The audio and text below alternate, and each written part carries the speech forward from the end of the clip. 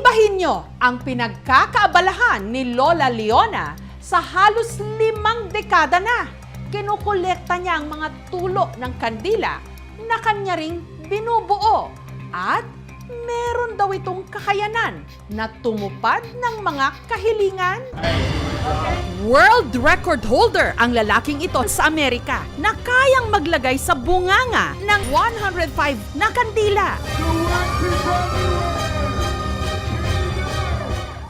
Sa New York naman, naitala ang may pinakamaraming kandilang sabay-sabay na sinindihan sa isang cake. 72,585 lahat. Ang babaeng ito naman sa Mexico, kayang magsindi ng 11 birthday candles sa loob lang ng 1 minuto gamit ang kanyang paa. Pero may gumugulong na balita sa Pio Duran sa Albay na may isang lola na posibleng may titulo ring hawak. Presenting ang 86 anyos na si Lola Leona. Kung magkataon, ang world record niya ang pagkakaroon ng higanting bola ng mga tinunaw na kandila na naipon at nabuo niya sa loob ng halos 5 dekada. Ang higanting bola ng kandila, pirming nakapwesto sa tabi ng mesa. Nasa 62 kilos na. May taas na 23.5 inches. Sinlaki ng desk fan. Lagpas tuhod at singtaas ng 2 pinagpatong na 1.5 liters na bote ng soft drinks. Napamahal na siya sa akin, kaya parang pamilya ko na siya. Noon, kaya ko pa siyang buhatin. Pero ngayon, mabigat na. Hindi ko na siya kaya. Para akong nag-aalagang bata. Dahil pinalaki ko na siya dito sa bahay. Tuwing may kalamidad, pinapagulong ko yan doon sa medyo na nataas ng lugar.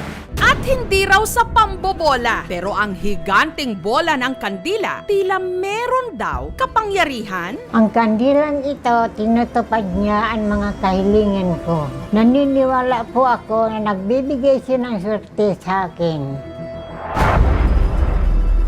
Taong 1973 nung napansin daw ni Lola Leona ang mga natutunaw na kandila sa kanilang simbahan. Naawa ko sa mga bumili ng kandila. Natutunaw lamang. Maraming natatayang sa kandila. Ang nooy 38 anyos pa lang na si Lola, namulot ng bato na ginawa niyang core o pundasyon ng kanyang gagawing candle ball. Dahil doon sa bato, nahulma ko yung kandila. Ang mga bata, nagpupulot ng mga upos ng kandila, hinihingi ko yun. Tapos tinutunaw ko. Matyagang tinutunaw ni Lola Leona ang mga kandila. Pagkatunaw, tsaka niya ito ibubuhos sa nakahulma na niyang bolang kandila. Ang asawa ko, nang siya'y nabubuhay pa, tinutulungan niya akong maglagay ng kandila. Ang natirang kandila sa kanilang mga birthday, anniversary, lalo na kapag undas. Dito ang diretsyo. Kung may birthday, sisindi kami ng kandila. Kung nagdadasal kami doon sa simbahan. Narito rin ang kandila ng 3 pumanaw na mga apo ni Lola. Pag nakikita ko, naaalaala ko sila. Yung mga kandila na ginamit ko sa paglamay ng asawa ko, nang mamatay, ay ilinagay ko pa dyan sa kandilang yan.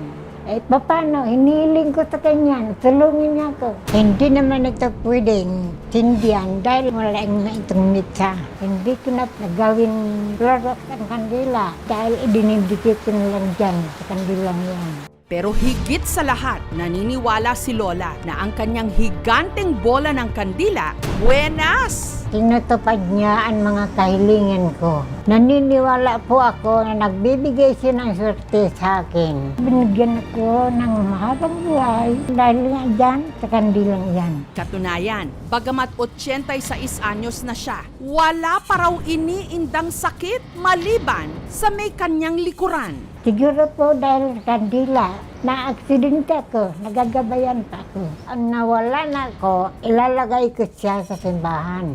Dahil doon po iyan pinagmulan. Ano daw po yung magiging reaction mo kung i-a-apply siya sa Guinness Book of World Record? Hindi, ayaw ko. Kukunin, ayaw ko. Hindi ko bibigay. Hindi man kukunin, Lola. Ikilalanin ka lang na. Sige.